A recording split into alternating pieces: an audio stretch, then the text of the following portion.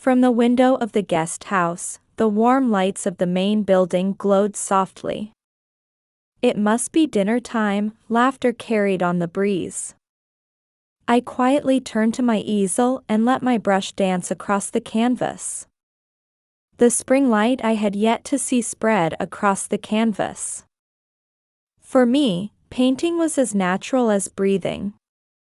That hadn't changed in 10 years, and it still hasn't changed now. The snow in Chestnut Hill was the deepest it had been all winter. The garden hedges were outlined in white, and the path to the guest house had disappeared completely. The antique table lamp cast a soft light throughout the room. It was one of the old pieces of furniture inherited from my father's study when he was a university professor. Still, every evening at the same time, Mother brings my meals. The tray always reflects Margaret Collins' meticulous nature, warm food, fresh fruit, and the medicine she never forgets. However, we never see each other face to face. Mother places the tray at the doorway, knocks 3 times, and leaves. This has been our ritual for 10 years. Elizabeth, dinner's ready. Mother's voice comes through the door. The old tenderness is gone, replaced by an obligatory tone. I answer with a simple thank you. That's the extent of our conversation. I hear Mother's footsteps fade away. Her designer boots make a distinctive sound on the frozen path. Tonight it's beef stew. The Collins family recipe. My sister Rachel's favorite. On the edge of the white bone china, there's a faint trace of Mother's lipstick. She must have tasted it to check the seasoning. In the main house, Father is surely reading his newspaper. Sitting in his leather armchair, with a glass of the finest single malt at hand. The arts section of the Boston Globe probably features another article about my sister. The rise of next-generation artist Rachel Collins, I can imagine such a headline. In the world of contemporary art, my sister's name has become universally recognized. Father and Mother explain to the neighbors that they have an only child. At garden club tea parties, charity events, church gatherings. It's the simplest explanation. Yes, Rachel is our pride and joy, Mother says. A sister? No, Rachel is an only child, Father answers. To them, it's not even a lie. After all, I've been a ghost in their world since the arson incident 10 years ago. I still remember that night vividly. I stood in a daze, watching my studio burn. The flames mercilessly scorched my artwork and my face. The ambulance sirens, the fire hoses, the neighbors' whispers. Then the sterile white ceiling of the hospital. The doctor said, the scars won't fade. My parents let slip their true feelings, it's better that she stays hidden. And my sister took away my remaining sketches. I had the eye to see it, the voracious ambition lurking behind her superficial kindness. The night deepens. Outside the window, snow continues to fall. I continue working in my studio room. On the walls are clippings of my sister's works. Winter light, shadows of dawn, eternal spring, all with familiar compositions, color schemes, themes. All souls stolen from my sketchbook 10 years ago. The drawer of my desk is filled with evidence. Dated photographs, videos of the creative process, and my original sketches. Everything perfectly organized in chronological order. I set down my brush and turned my attention to the newspaper clippings. Next week, my sister will receive the National Arts Award. For work plagiarized from me. 10 years of silence will soon end. When that time comes, the castle of illusions my sister has built will crumble in an instant. The snow continues to fall quietly, whitening the guest house windows. The lights of the main house shine in the darkness, as if mocking me. I touch the scars on my face and smile faintly. The grand hall of the Boston Museum of Contemporary Art was filled with anticipation and tension. The nightscape of the seaport area cast its shimmer through the massive glass windows. The National Arts Awards ceremony, one of the most prestigious awards in the American art world. The venue was awash with the scent of designer perfumes and elegant dresses. Champagne glasses swayed with refined conversation. I sat in front of the television in my room. 10 minutes until the live broadcast begins. The news anchor speaks excitedly. Tonight, all eyes are on the Young Artist category. Rachel Collins' Winterlight series has cast new light on contemporary art. The camera pans across the venue. My parents appear on screen. Father is dressed in the latest Brooks Brothers suit, while mother smiles gracefully in a Burberry evening gown. Their proud expressions are evident even through the screen. They've been waiting for this moment to stand at the pinnacle of social society. Now, let's view a special video feature on Rachel Collins. The narration begins. Rachel Collins, raised in a quiet residential area of Boston, showed artistic talent from an early age. I watched the screen with cold eyes. The VTR shows scenes of my sister working in her studio. Large windows letting in white light, neatly arranged art supplies, and my sister working with an earnest expression. Everything perfectly staged. Her masterpiece Winterlight series expresses a poetic world of light and shadow, earning high praise from critics. The screen displays works that seem to capture my very soul, one after another. They are indeed beautiful. Because they were born from the soul of a true artist. The main ceremony begins. As various category awards are announced, the atmosphere in the venue gradually intensifies. Then finally, it's time for the Young Artist category announcement. And this year's Young Artist Award goes to Rachel Collins. Thunderous applause erupts. The camera captures mother covering her face with emotion. Father stands proudly, receiving congratulations from those around him. My sister walks gracefully to the stage. Her Alexander McQueen dress sparkles under the spotlights. Rachel receives the trophy and stands at the microphone. This prestigious award. Her voice trembles slightly. Perfect acting. I'd like to dedicate this to my sister who passed away 10 years ago. The venue falls silent.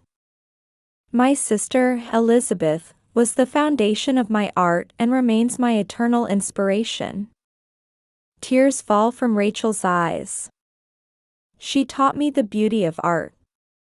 Though she passed away in a tragic accident, her spirit lives on in my work.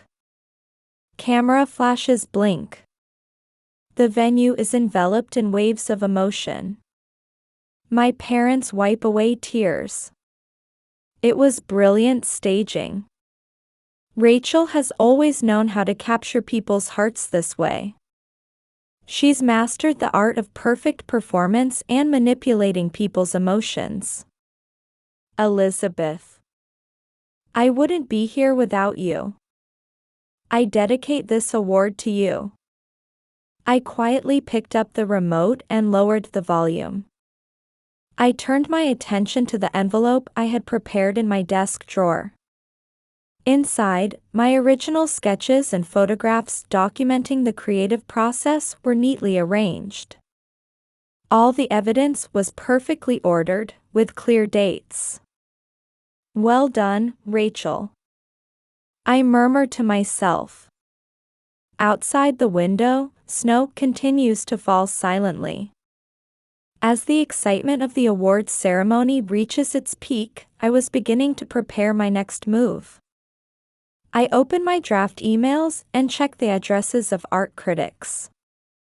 All preparations to reveal the truth are in place. "This will be your last lie." From the TV, my sister's speech continues. Audience members crying with emotion, critics offering words of praise, my parents' proud expressions. A perfect picture. However, this painting would soon be dramatically altered. I touch the scars on my face. The ugly marks in the mirror tell the story of 10 years of silence. But now, that silence was about to end. Tomorrow, all truth will be revealed. The dazzling world of Rachel Collins, darling of the art world, will collapse in an instant. And it will be time for the true artist to reclaim her light. The morning after the awards ceremony, Boston was filled with voices of celebration and praise. The Boston Globe's front page reports my sister's award. Genius artist's glorious achievement, audience moved to tears by emotional speech. I quietly read the newspaper while having breakfast. The meal tray mother delivered has more luxurious dishes than usual. As if celebrating the family's joyous occasion. Next to the toast is special organic jam from Whole Foods Market, and the aroma of freshly baked croissants from Baker's Best wafts through the air. However, this morning, there was no knock from Mother. They must be busy preparing for the celebration party in the main house. Breaking news: exhibition celebrating Rachel Collins' National Arts Award win to be held next week. From the television comes the excited voice of a news anchor. The screen shows preparation for the exhibition at the Institute of Contemporary Art. Staff members wearing white gloves carefully hang my sister's works on the walls. Replicas of my soul receive light in the new exhibition space. Social media was already buzzing with huge reactions. Art world figures were posting congratulatory messages one after another. The clock struck 10 a.m. I quietly opened my laptop and logged into an anonymous account. I began final checks of the posts I had prepared days ago. The first post would start with a simple statement of facts. Here's a comparison of Rachel Collins' award-winning Winterlight and Elizabeth Collins' unreleased work Dawn. The composition, color usage, themes, everything is strikingly similar. I press send. The post is quietly released into the ocean of the internet. Next post. Eternal Spring Series Original Concept. From Elizabeth Collins' sketchbook. Dated January 15, 2014. I attached carefully scanned images. Clear dates, my signature, and detailed production notes. All serve as irrefutable evidence. At 11 a.m., the first reactions began to appear. Art bloggers started sharing the posts. Is this real? The compositional similarities can't be coincidental. Someone should investigate this. At noon, my phone vibrates. A message from Mother. I'm preparing a special dinner for tonight's celebration party. I didn't reply. Instead, I prepared the third post. Elizabeth Collins' creation process video. Filmed February 2014. Shows works remarkably similar to current Rachel Collins pieces were already being created at this point. The post spread instantly. Art critics began mentioning the controversy. The first inquiry arrived from a gallery. They wanted to verify the authenticity of works scheduled for exhibition. Discussion on social media grew more heated. My parents' phone started ringing. Inquiries from reporters. From the guesthouse window, I could already see several news vans parked on the street. Slowly, the shadow of scandal was creeping into the quiet residential area of Chestnut Hill. Emergency press conference, Rachel Collins to address artwork controversy. The evening news announced my sister's upcoming press conference. Cameras showed reporters gathering in front of the Institute of Contemporary Art. Their expressions no longer showed yesterday's congratulatory mood. Rachel appeared at the press conference venue in perfect makeup and a designer's suit. However, her usual graceful smile had changed to a somewhat rigid expression. I would like to address the allegations that were made yesterday. My sister's voice echoes through the microphone. Indeed, my work is strongly influenced by my late sister. However, this is a legitimate artistic homage to a sister I deeply admired. The layering of lies began. I quietly prepared the next post. More detailed evidence, clearer dates, more photographs. The truth could no longer be stopped. This is breaking information just received, an art blogger began posting. Elizabeth Collins production notes. The concepts, techniques, and even color schemes for each work perfectly match current Rachel Collins pieces. Night fell. The discussion on social media showed no signs of settling. Suspicion was turning into certainty. I stood by the window, gazing at the main house. Through the first-floor reception room windows, I could glimpse my parents and sister in heated discussion. Tomorrow's morning papers would surely carry different headlines. From Glory Award winner to controversial artist. The castle of illusions would have its makeup stripped away, layer by layer. I quietly closed my laptop. There was no need to wait for tomorrow morning. The truth had already begun to reveal itself. At the end of 10 years of silence, the soul of art was about to reclaim its rightful place. The lights in the main house stayed on until late into the night. The morning the decisive evidence was made public, Boston's art world fell into complete chaos. The art magazine website featured detailed footage documenting my creative process. In the videos filmed from January to March 2014, I worked diligently. They clearly showed the prototypes of what would become known as Rachel Collins' masterpieces. This is a shocking discovery, declared renowned art critic Michael Steinberg, his statement spreading through the media. The works in question are clearly Elizabeth Collins' creations.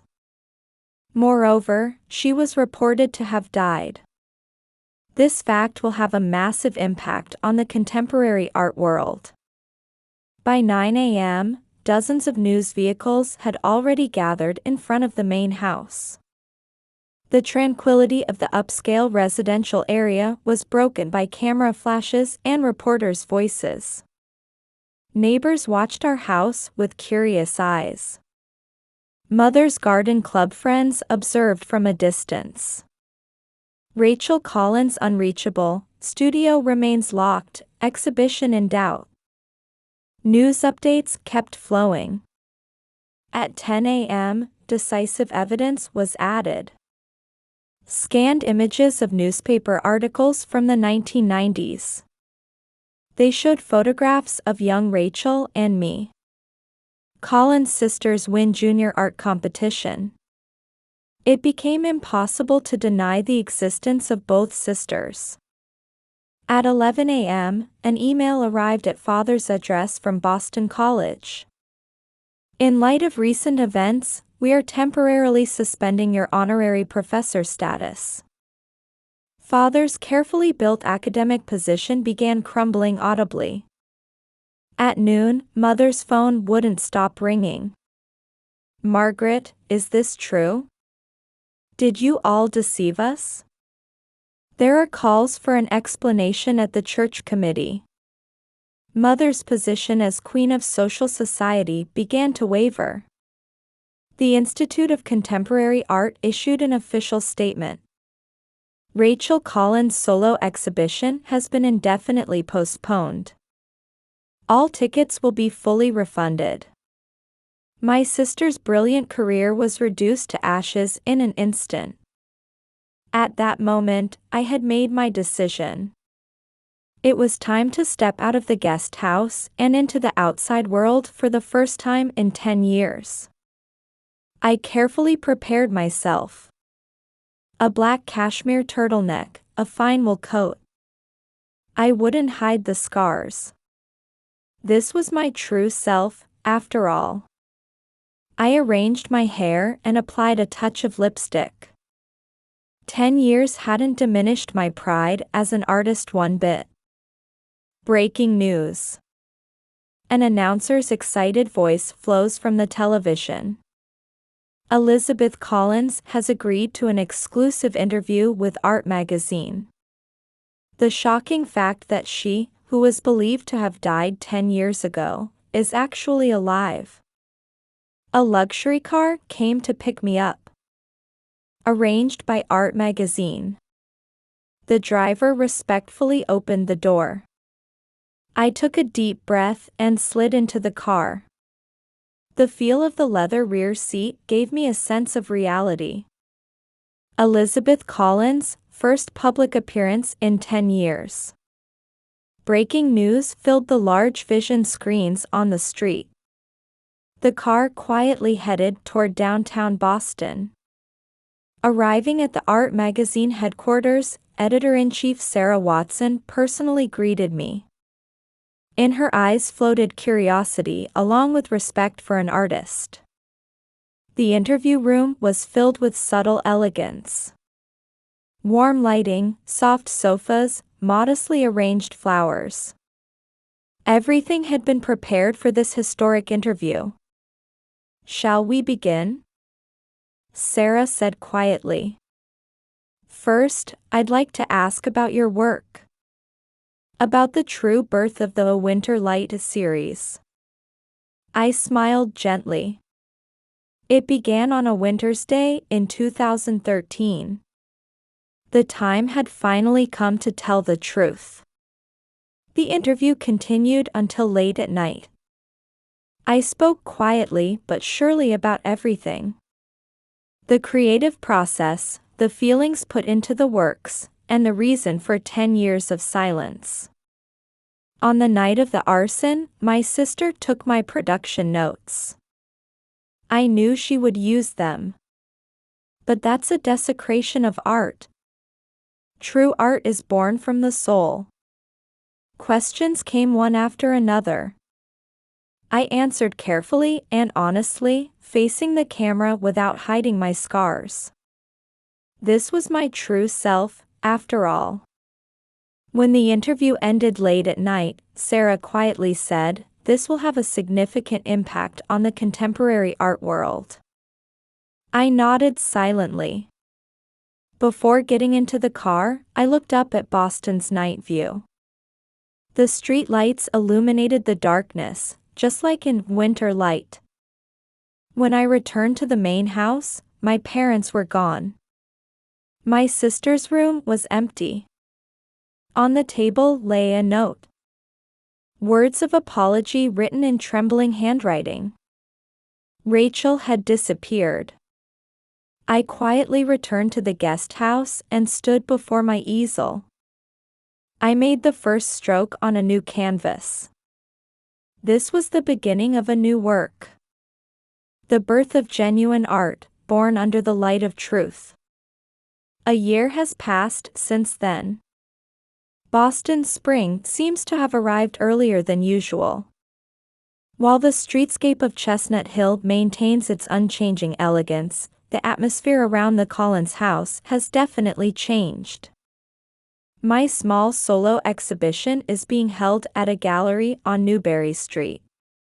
Light and Shadow, Elizabeth Collins Solo Exhibition. The venue displays both my new works and original pieces from 10 years ago. Critics have noted their differences and continuity. After 10 years of silence, Elizabeth Collins' works possess an even deeper spirituality, notes Contemporary Art Review. Her new A Springlight series depicts a clear, pure light that exists beyond suffering. A special space has been set aside in one corner of the exhibition hall. Named Origins, 2013 to 2014, this area chronologically displays the original works that my sister had plagiarized. However, this isn't meant as an accusation. Rather, it serves as a quiet testimony questioning the essence of art. Life in the main house has gradually changed too. I've moved out of the guest house and begun using the old study on the second floor as my new studio. Father spends his retirement helping Mother with her gardening. Though they've lost their position in society, they've regained time as a family instead. Elizabeth, the flowers are blooming. Mother's voice carries from the garden. The tulips she's carefully tended have bloomed beautifully again this year. Though she's lost her glamorous social status, Mother has found new joy in gardening. Father is organizing old photo albums. They contain photographs of Rachel and me from when we were young. Days spent drawing together, smiling faces when we won competitions, moments from family trips. The real memories were here all along, Father murmured quietly. We occasionally receive news from Rachel. She started a new life in a small town in Provence, France, under the name Maria White. She teaches at an art school for children. The attached photo showed her genuinely happy smile as she painted with the children. When I paint with my students, I feel like I've found my true self again, her letter read. Being in touch with the children's pure creativity has allowed me to paint with pure feelings again. On the final day of my exhibition, a package arrived. It bore a French postmark. Inside was a watercolor painting. A simple, warm painting of a Provençal flower field. The signature read, "To my sister, with love, M.W." Rachel's new style showed no trace of her former imitation, but rather breathed with honest sensitivity. Looking at that painting, I made a decision. I would add one final piece to conclude the exhibition. Titled Dear Sister, the work depicted two lights. One strong and brilliant, the other soft and warm. It was the story of two sisters who, though walking different paths, were both heading toward a new dawn. The exhibition hall lights quietly illuminate this work. Visitors often pause before it, seemingly contemplating the meaning of the two lights. Some critics asked if this was a symbol of reconciliation. But I knew this wasn't a work seeking answers. It was simply a prayer. A prayer for wounded souls to take flight again. For finding new light after lost time. And a prayer for sisters who had each regained their original radiance in their own places. Welcome home, Mother said gently at dusk. Spring flowers sway quietly in the garden. Would you like to join us for dinner tonight as a family? I nodded with a smile. The scars will never disappear. However, that pain was surely transforming into a new light. On the table sits Mother's homemade beef stew. made with the same recipe as before. But now, it's a meal prepared not for someone else's sake, but for those gathering in this place. Outside the window, a spring breeze blows gently, as if announcing the beginning of a new season.